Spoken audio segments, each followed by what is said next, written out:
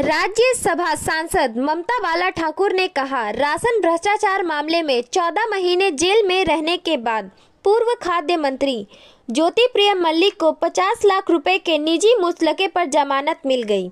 उत्तर 24 परगना के वशीरहाट महकमे में हरवा पुस्तक मेले में एक समारोह में भाग लेते हुए उन्होंने कहा, ईडी व सीबीआई ने उन्हें रोक रखा था। उन्हें जमानत मिलना तृणमूल कांग्रेस की नैतिक जीत है। हमने संसद में बांग्लादेश के सौहार्द के मुद्दे पर बार बार चर्चा की। वहां के मतुआ समुदाय को सभी जातियां अल्पसंख्यकों की तरह अपने देश में सुरक्षित रहना चाहिए। भारत सरकार को इस बारे में कुछ कहना चाहिए।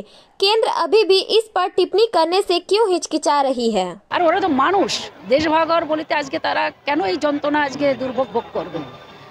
সরকার তখন করেছিল দেশভাগ, তার জন্য আজকে তাদের তো অধিকার, তাদের দেশ ওটা, তাদের ওখানে অধিকার আছে থাকার, তাদের যার যার ধর্মকে রক্ষা করার অধিকার আছে।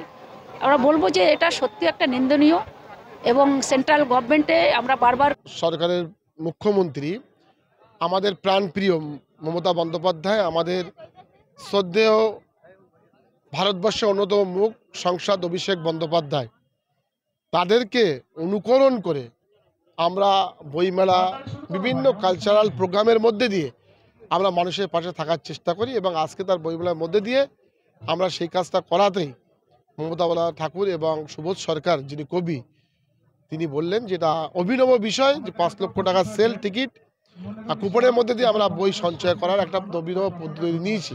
এতে ভূয়সী প্রশংসা তারা করলেন, আমরা আপ্লুত এই প্রশংসা শুনে। Bureau report, PVTV news. नियमित अपडेट एवं दुनिया भर की ताज़ा खबरों के लिए हमारे फेसबुक पेज को फॉलो एवं यूट्यूब चैनल को सब्सक्राइब करें।